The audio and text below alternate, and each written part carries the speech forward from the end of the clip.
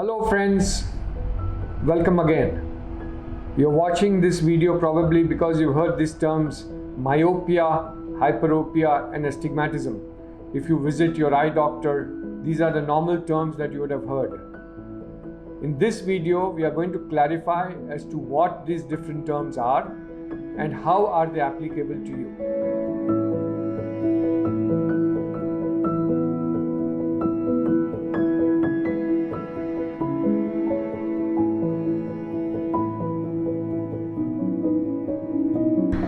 In the meantime, don't forget to like this video and share with family and friends, and subscribe to the channel and hit the bell icon to get notified whenever my new release of the next video happens. So this episode we are going to cover myopia, nearsightedness, hyperopia, long-sightedness, or astigmatism, also called cylinder or axis. These are refractive errors or chashme ka number. To assess whether you have a number or not, so whether you have a refractive error or not, it's very important to undergo a few series of tests. First is autorefractor, means it's a computer. You go to any shop and the first thing they make you do is sit like this and they take an image of one eye, take the image of the other eye, and then there's a printout, and that's called a computerized eye testing. So that's step one. But that's not the final number. After that, you're made to read with a frame on your eye. It's called a trial frame, and then different lenses are placed in front of the eye, and then you're made to read a chart which is called the Slenens chart, which is covered in my other episode of normal vision or normal eyesight. If you'd be interested, please have a look at that, because that will actually tell you what is normal eyesight. So once we got the autoref reading, we make the patient read subjectively, means the patient will tell us he or she can see better with which lens that we place in front of the eye. Then comes the next step where we put drops, dilate so that the control of the patient on the muscle of the eye is gone and the actual number that is there comes out. And then again we check with glasses what is the subjective acceptance. All these tests have to almost be similar, then we know that our number is correct. And that is followed by a test called retinoscopy. It's a very simple test which actually again guides us to what is the number of the patient. And all these tests should actually match. Once they match, we know that the number that we are getting is perfect, and that is the number that is actually given to our patients. So remember, there is no shortcut. So let's dive into the first topic of myopia. It's also called short-sightedness or nearsightedness. It's simple English. It means you can see things which are near, clear, but without glasses. In such a scenario, what really happens is patients cannot see far off things without glasses because they can see the near things quite well. In such cases, actually the image of the eye that is falling on the retina is in front of the retina, and that's the reason why the distant objects are blurred. Individuals which have myopia, the length of the eyeball is more than the normal eye.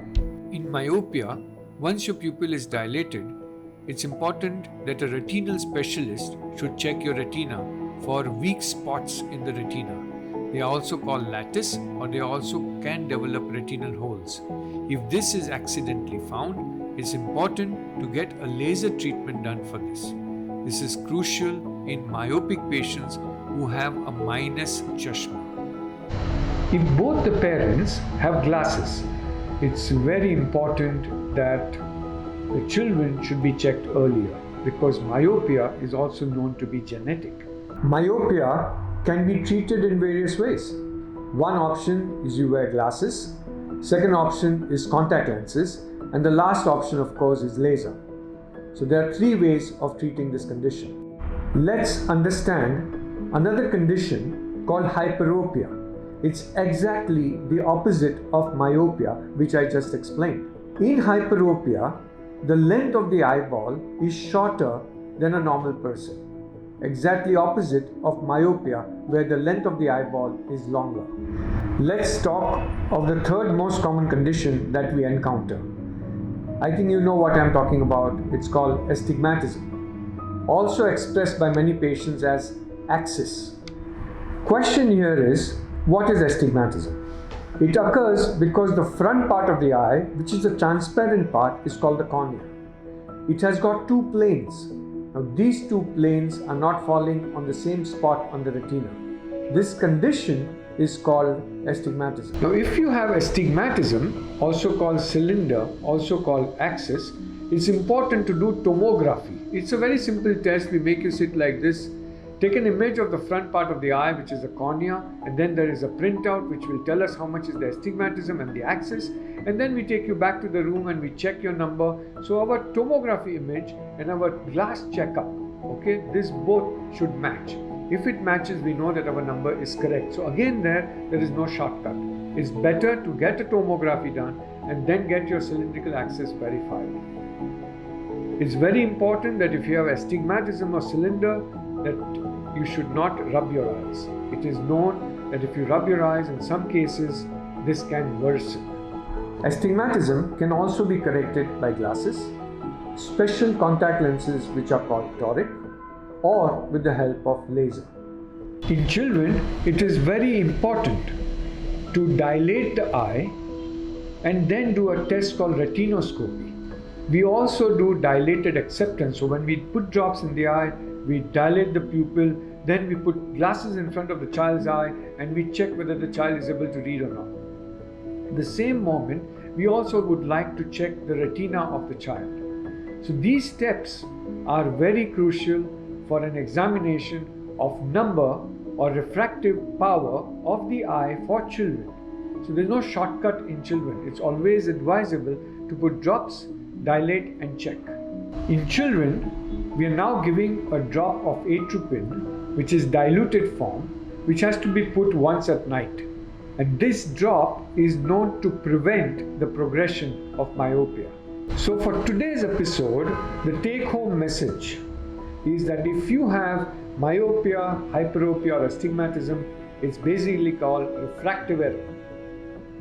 For children, it's important to put drops, have a dilated examination. If you have high astigmatism or cylindrical or axis, it's important to do tomography, is imaging of the cornea, and then not to rub your eyes and get your number checked. If both the parents have got glasses, the children should be examined little earlier in age, even if there's no complaint whether the child has got any glasses or not. Because as I said, sometimes myopia is genetic. The last take-home message is, why check your eye for glasses or refractive error or number? One, of course, if you have the right power, you see better. That's called vision. One more important thing not to forget is, if you don't wear the correct number, it's like you don't use one eye properly. The eye may become a lazy eye. It is also called amblyopia. To prevent this formation of the lazy eye, to wear a correct number is important. To go for a regular eye checkup to your eye doctor every 4 months to 6 months in children. And in case anything develops like a lazy eye, there are exercises for that, and it's quite treatable at a certain age. To prevent this condition, a regular eye checkup with a correct number or refractive error is essential. So with that, we covered 3 topics today: myopia, hyperopia and astigmatism.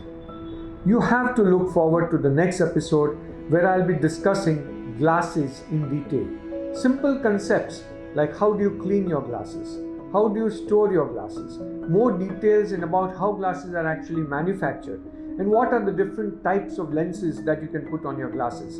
And this all will be seen in my next episode next time. Thank you.